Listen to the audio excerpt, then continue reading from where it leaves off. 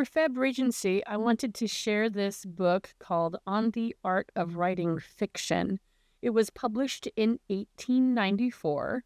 You might be going, hey, that's late Victorian. That isn't the Regency era. Why are you sharing this for Feb Regency? Because this is a very interesting book that is meant to help writers write better. And so how it often happens with those kinds of books, they discuss books that the people who are writing the different parts of the book believe to be either examples of good writing or examples of not so good writing. And so since this book was in the late Victorian era, they actually discuss several Regency era writers and several, of course, Victorian writers. And what's interesting to me, I actually do write a little bit of fiction on my own, nothing that I've ever published.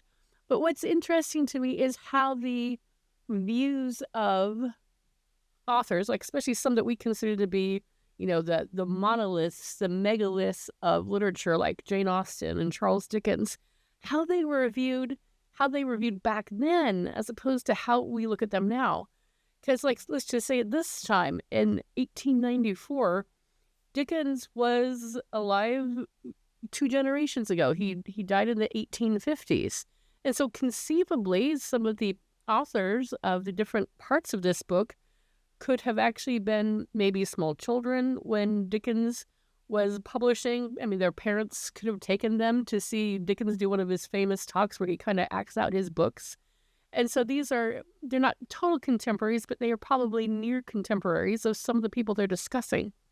So the way that they view them being so much closer to their time is very different than we can see them now. Particularly, Dickens was actually quite amusing in this book because one of the authors, and there's different articles written by different people on different aspects of writing fiction. One of the authors, the way he talked about Dickens, I mean, nobody would ever say what this guy said back then. They would never say it now. What he viewed as Dickens' flaws are actually what we would say are Dickens' strengths.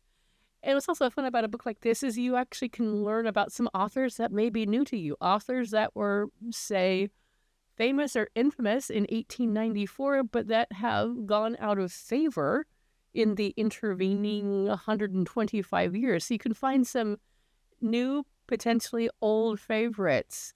So if you have any interest in either writing, because some of the writing, stuff still holds true today. If you're interested in writing, or if you just want to see what they thought about these, what we would say are, 150, 200-year-old authors, what they thought about them 125 years ago, it's a fascinating read.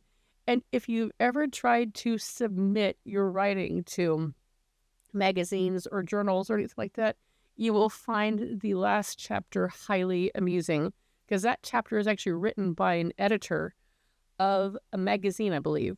And he shares his do's and don'ts for writers about how they should act and what they should do when they approach a publisher.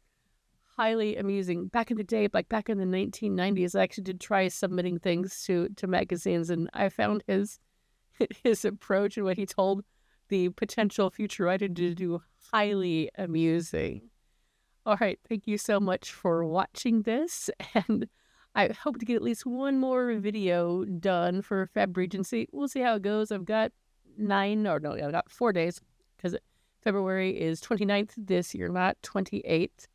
But I have to go to work tomorrow. I mean, I'd much rather stay home and read. How about you? If you've ever written anything or have an interesting comment about how we view the monoliths and the megaliths of literature over time, I'd love to hear your thoughts about it.